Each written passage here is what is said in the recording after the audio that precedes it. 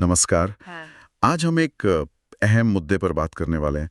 ये जो लगातार थकान महसूस होती है ना, और नींद सी आती रहती है। हाँ, ये आजकल बहुत आम हो गया है। बिल्कुल। तो इसी पर एक गहरी चर्चा करेंगे।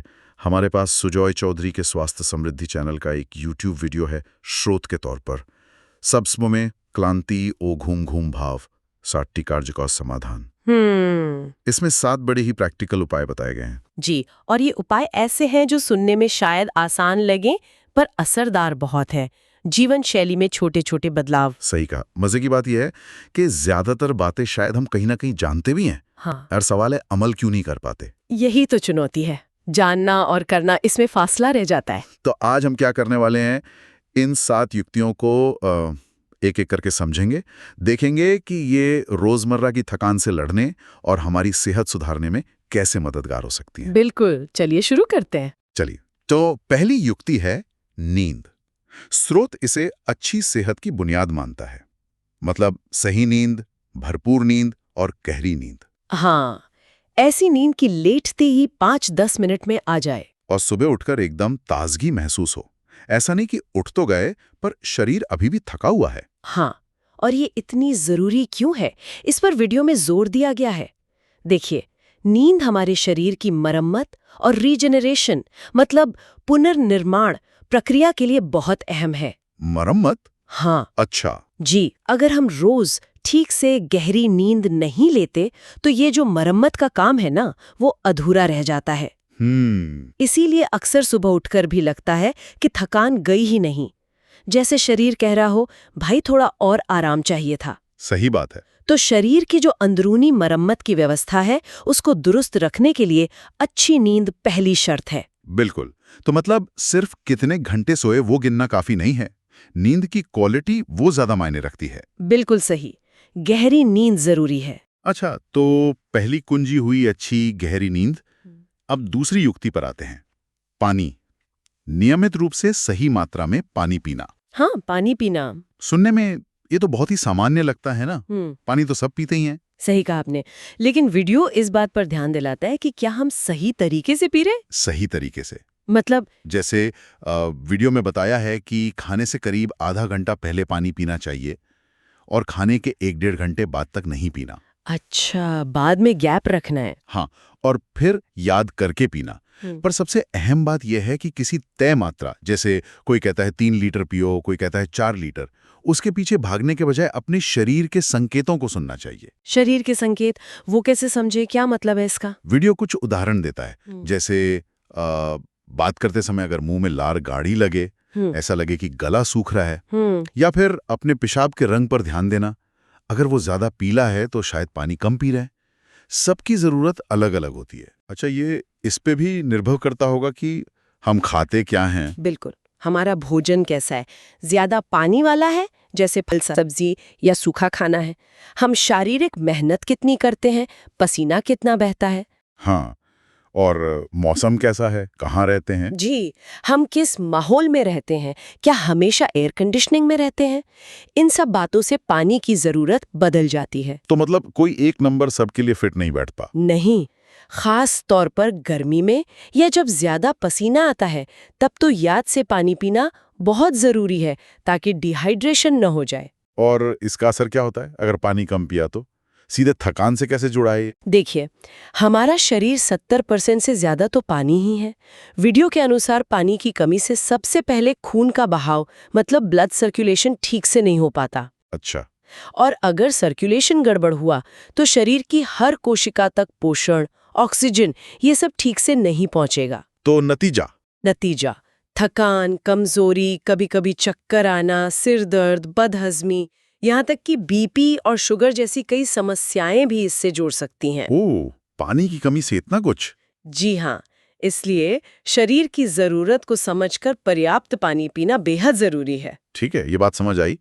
तो तीसरा बिंदु है रोजाना शारीरिक गतिविधि। Physical activity. हाँ, वीडियो में याद दिलाता है कि हमारा शरीर तो असल में दिन भर की मेहनत के लिए बना था, पर आज का जीवन कैसा है? बिल्कुल उल्टा। ज्यादातर दिमागी काम, घंटों एक ही जगह बैठे रहना, शरीर के कुछ ही हिस्सों का इस्तेमाल होता है, बाकी सब निष्क्रिय। ये आधुनिक जीवन शैली का एक बड़ा विरोधाभास है। सही कहा आपने।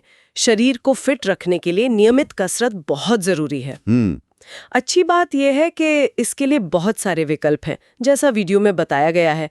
आप तैर सकते हैं, पैदल चल सकते हैं, दौड़ सकते हैं। योग, प्राणायाम। हाँ, साधारण सूक्ष्म व्यायाम, योग, प्राणायाम, एरोबिक्स, जुम्बा, जिम जाना, जो भी अपनी क्षमता और समय के अनुसार ठीक लगे। तो मतलब ये जरूरी नहीं है कि भारी भरकम जिम ही जाना पड़े। कोई भी ऐसी गतिविधि जिससे शरीर चले वो काफी है। बिल्कुल। लक्ष्य ये है कि दिन में कम से कम एक बार कुछ ऐसा किया जाए जिससे थोड़ी सांस फूले, दिल की धड़कन थोड़ी बढ़े। क्यों? इससे क्या होता है? वीडियो में समझाया गया है कि इससे शरीर में खून का बहाव तेज होता है। माना जाता है कि इससे खून की नलियों में अगर कोई गंदगी जमी है तो वो हटकर किडनी या लिवर तक पहुंचती है। अच्छा, डिटॉक्सिफिकेशन जैसा। हाँ, एक तरह से। वो अंग फिर उसे छान कर बाहर निकाल देते हैं। वीडियो में इसकी तुलना कपड़े धोने या बर्तन मांजने से की गई है।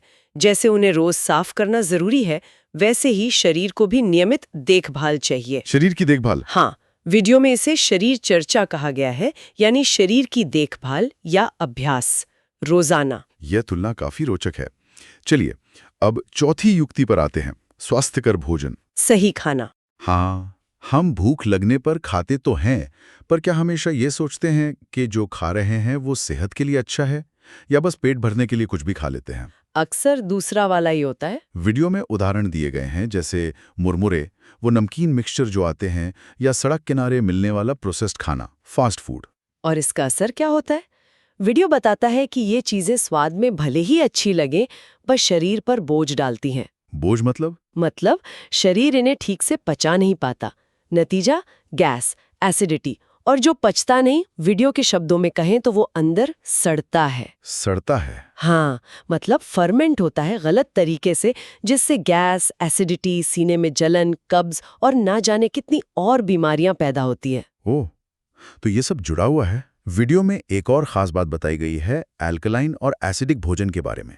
ये क्या चीज है? हाँ, ये महत्वपूर्ण है।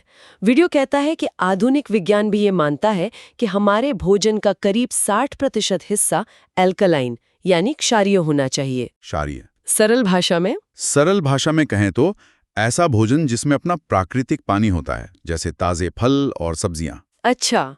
लेकिन हम अक्सर क्या करते हैं, 100% एसिडिक यानी अम्लीय भोजन खाते हैं। एसिडिक मतलब? वो भोजन जिसे पकाने के लिए हमें पानी डालना पड़ता है, जैसे अनाज, दालें, ज्यादातर प्रोसेस्ड फूड। तो ये असंतुलन ठीक नहीं है? बिल्कुल नहीं। वीडियो के अनुसार ये असंतुलन शरीर में दर्द, गैस और एसिडिटी को बढ़ाता है। इसीलिए सही स्वास्थ्यकर आहार चुनना बहुत जरूरी है। ऐसा आहार जो सेहत बनाए, बिगाड़े नहीं। वीडियो इसे सटीक आहार यानी सही भोजन कहता है। समझ गया, सही भोजन। अच्छा, अब 5वां बिंदु है तकनीक का संतुलित उपयोग। हाँ, टेक्नोलॉजी। ये तो आजकल हम सबकी कहानी है।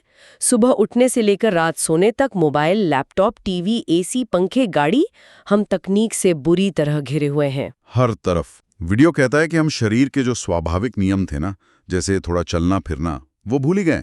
जरा सी दूर जाना हो तो भी बाइक या गाड़ी निकाल लेते हैं। और इसका नतीजा? वीडियो के अनुसार ये तकनीक हमें दिन ब दिन सुस्त बना रही है। वीडियो में शब्द इस्तेमाल हुआ है आलसी या घर में पड़े रहने वाला। हमारी शारीरिक हलचल बहुत बहुत कम हो गई है। तो क्या करें? तकनीक छोड़ दें? वो तो मुमकिन नहीं लगता। नहीं, सलाह ये नहीं है कि तकनीक छोड़ दें, वो तो आज की जरूरत है, मुमकिन भी नहीं। लेकिन इसका उपयोग सोच समझकर जरूरत के हिसाब से कम किया जा सकता है। संतुलन बनाना है। जैसे कुछ उदाहरण है वीडियो में? हाँ, जैसे सुझाव दिया गया है कि एसी थोड़ा कम चलाकर शरीर को कभी कभी पसीना आने दें, क्योंकि पसीने से शरीर के विषैले तत्व बाहर निकलते हैं। ये भी एक तरह का डिटॉक्स है। सही बात है। ऑफिस जाते समय अगर संभव हो तो थोड़ी दूर पैदल चलें या साइकिल चलाएं। इससे कसरत का कोटा भी कुछ पूरा हो जाएगा। मतलब अपनी दिनचर्या को खुद डिजाइन करें। बिल्कुल। और जहां हो सके तकनीक पर निर्भरता घटाएं। थोड़ी असुविधा सहना सीखना होगा। वीडियो में एक कहावत का जिक्र है, कष्ट करने पर ही केष्ट मिलता है। यानी कष्ट सहने पर ही अच्छा फल मिलता है। हाँ, तकनीक से थोड़ी दूरी बनाकर हम ज्यादा स्वस्थ रह सकते हैं। ये बात सोचने वाली है। अब छठी युक्ति है मानसिक शांति पाना। Mental peace. ये बहुत जरूरी है। आजकल की भाग दौड़ में ये शायद सबसे मुश्किल कामों में से एक लगता है। ऑफिस का दबाव, घर की चिंताएं, हम दिन भर किसी न किसी तनाव में रहते हैं जी। और अक्सर ये तनाव हम दूसरों पर निकाल देते हैं, जिससे रिश्ते भी बिगड़ते हैं और मन भी शांत नहीं रहता। बिल्कुल। वीडियो बताता है कि इस मानसिक अशांति से शरीर में कॉर्टिसोल नाम का हार्मोन बढ़ता है। कॉर्टिसोल? हाँ, स्ट्रेस हार्मोन कहते हैं इसे। ये तनाव, डिप्रेशन और एंजाइटी को और हवा देता है, हमें चिड़चिड़ा बनाता है। तो इसका हल क्या है? वीडियो मानसिक शांति पाने के 2 आसान रास्ते बताता है जो वक्ता ने खुद आजमाए हैं। पहला है प्राणायाम। कौन से? खासकर अनुलोम विलोम और भ्रामरी। ये तनाव और चिंता कम करने में काफी मददगार हो सकते हैं। नियमित अभ्यास से फर्क पड़ता है। अच्छा। और दूसरा रास्ता, वो मुझे काफी दिलचस्प लगा। हाँ, दूसरा रास्ता वक्ता के अपने व्यक्तिगत अनुभव पर आधारित है और वो है रोजाना किसी एक जरूरतमंद व्यक्ति की निस्वार्थ भाव से मदद करना। बिना किसी उम्मीद के मदद करना। हाँ, बिल्कुल, निस्वार्थ। ये मदद किसी भी रूप में हो सकती है, पैसे से, कपड़ों से, भोजन से, कोई अच्छी सलाह देकर या सिर्फ प्यार और सहानुभूति जताकर। इसके पीछे का लॉजिक क्या है? मदद करने से मानसिक शांति कैसे मिल सकती है? वीडियो का विचार ये है कि शायद प्रकृति ने हमें बनाया ही इसलिए है कि हम एक दूसरे के काम आए। जब हम बिना किसी रिटर्न की उम्मीद के किसी की मदद करते हैं तो उससे जो अंदरूनी खुशी और संतुष्टि मिलती है और उस व्यक्ति से जो दुआएं मिलती हैं, वो हमारी मानसिक स्थिति को बहुत सकारात्मक रूप से बदल सकती हैं। अच्छा। वक्ता अपना अनुभव साझा करते हैं कि कैसे दूसरों का भला करके उन्हें खुद बहुत अच्छा महसूस हुआ, और ये मदद बहुत छोटी सी भी हो सकती है, जैसे किसी बुजुर्ग को सड़क पार करा देना। रोज ऐसा एक अच्छा काम करना। हाँ, इसका एक नियम बनाने से धीरे धीरे मन बदलता है और शांति मिलती है। बस ये पक्का करना है कि मदद सही मायने में जरूरतमंद तक पहुंचे, किसी दिखावे के लिए ना हो। ये वाकई एक अलग नजरिया है मानसिक स्वास्थ्य को देखने का। चलिए अब 7वीं और आखिरी युक्ति पर आते हैं, नियमित स्वास्थ्य परीक्षण, हेल्थ चेकअप। लेकिन यहाँ इसका मतलब सिर्फ साल में एक बार जाकर ब्लड टेस्ट करा लेना नहीं है, है ना? नहीं, बिल्कुल नहीं। वीडियो का फोकस इस बात पर है कि हमें अपने शरीर के संकेतों को पहचानना सीखना चाहिए। रोजमर्रा के संकेत, शरीर के संकेत जैसे? आयुर्वेद का हवाला देते हुए वीडियो बताता है कि छींक, खांसी, जुकाम, नाक बहना, किसी भी तरह का दर्द, कब्ज, गैस, एसिडिटी, सीने में जलन, दस्त, ये सब असल में बीमारियां नहीं हैं। बीमारियां नहीं तो क्या है? ये शरीर के सिग्नल हैं। ये हमारे दोस्त हैं जो हमें बता रहे हैं कि भाई शरीर में अंदर कुछ गड़बड़ चल रही है, ध्यान दो। उदाहरण देकर समझाएंगे? जरूर। जैसे वीडियो में बताया गया है कि अगर गैस बन रही है तो ये एक संकेत है कि शायद कल जो खाया था वो ठीक नहीं था, पचा नहीं। हाँ। पर हम क्या करते हैं? अक्सर गैस की गोली खाकर उस संकेत को दबा देते हैं, सोचते हैं प्रॉब्लम सॉल्व हो गई। हाँ, ये तो होता है। लोग बिना डॉक्टर से पूछे ही दवाइयां ले लेते हैं और ये सोचे बिना कि इनके साइड इफेक्ट क्या होंगे। और खांसी या बुखार के बारे में? इसी तरह अगर अचानक खांसी उठती है तो इसका मतलब है कि शायद गले या फेफड़ों में कोई दिक्कत है और शरीर उसे बाहर निकालने की कोशिश कर रहा है। अच्छा। या अगर बुखार आता है तो ये संकेत है कि शरीर के अंदर किसी वायरस, बैक्टीरिया या किसी और दुश्मन से लड़ाई चल रही है। शरीर अपना तापमान बढ़ाकर इन दुश्मनों से लड़ता है। तो हम जो पैरासिटामोल खा लेते हैं तुरंत? हाँ, हम अक्सर तुरंत पैरासिटामोल खाकर तापमान नीचे ले आते हैं। इससे क्या होता है? शरीर की जो लड़ाई चल रही थी उसमें बाधा पड़ती है और समस्या शायद और लंबी खींच सकती है। तो फिर करना क्या चाहिए? इन संकेतों को नजरअंदाज कर दें? नहीं, नजरअंदाज बिल्कुल नहीं करना है, बल्कि उन्हें समझना है और हो सके तो प्राकृतिक तरीकों से निपटना है। वीडियो खांसी के लिए कुछ प्राकृतिक उपाय आजमाने की सलाह देता है। और बुखार के लिए? बुखार के लिए वो उष्णपात स्नान यानी गर्म पानी में पैर डुबोकर रखने जैसे आयुर्वेदिक उपाय का जिक्र करता है। इससे क्या होता है? इससे शरीर की जो तापमान बढ़ाने की प्रक्रिया है उसमें मदद मिलती है, उसे रोका नहीं जाता। ये एक तरह से पैरासिटामोल जैसा ही काम करता है, लेकिन शरीर की अपनी प्रक्रिया को सपोर्ट करके उसे बाधित किए बिना। अच्छा, ये दिलचस्प है। मूल बात यह है कि हमारा शरीर जानता है कि अंदर क्या हो रहा है। दर्द, कहीं चुभन, झंझनाहट, खुजली, ये सब शरीर के तरीके हैं हमें बताने के कि कहीं कुछ गड़बड़ है। अगर हम इन शुरुआती संकेतों को पहचानना सीख लें और प्राकृतिक रूप से उनका समाधान करना सीख लें तो हम भविष्य में बड़ी बीमारियों से बच सकते हैं। हो सकता है कि शुरुआती दौर में ये समस्याएं लैब टेस्ट में पकड़ में भी ना आए, पर शरीर हमें पहले ही आगाह कर देता है। इसी को वीडियो प्राथमिक स्वास्थ्य परीक्षा कह रहे हैं। हाँ, अपने शरीर को जानना और सुनना, यही है असली हेल्थ चेकअप। तो इन सब बातों का निचोड़ क्या निकलता है? हमने 7 क्षेत्रों पर बात की: नींद, पानी, कसरत, खान-पान, तकनीक का संतुलन, मानसिक शांति और अपने शरीर के संकेतों को सुनना। जी, लगता है ये सब मिलकर एक पूरी तस्वीर बनाते हैं। कैसे हम थकान को सिर्फ एक लक्षण ना मानकर अपनी पूरी जीवन शैली पर ध्यान देकर सेहत को बेहतर बना सकते हैं। ये सब आपस में जुड़े हुए हैं। बिल्कुल। अगर हम इसे बड़ी तस्वीर में देखें तो ये अलग अलग नुस्खे नहीं हैं, ये एक समग्र होलिस्टिक जीवन शैली का हिस्सा है। शरीर के संकेतों को पहचानना और उन पर सोच समझकर प्रतिक्रिया देना, यही शायद केंद्रीय संदेश है, जैसा आपने कहा। वीडियो इस बात पर भी जोर देता है कि छोटे लगातार किए जाने वाले प्रयास ही बड़ा बदलाव लाते हैं।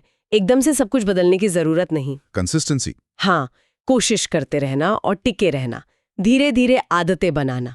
सही है। वीडियो में मानसिक शांति के लिए दूसरों की मदद करने का जो जिक्र था, वो मुझे सोचने पे मजबूर कर रहा है। हाँ, वो एक अलग पहलू है।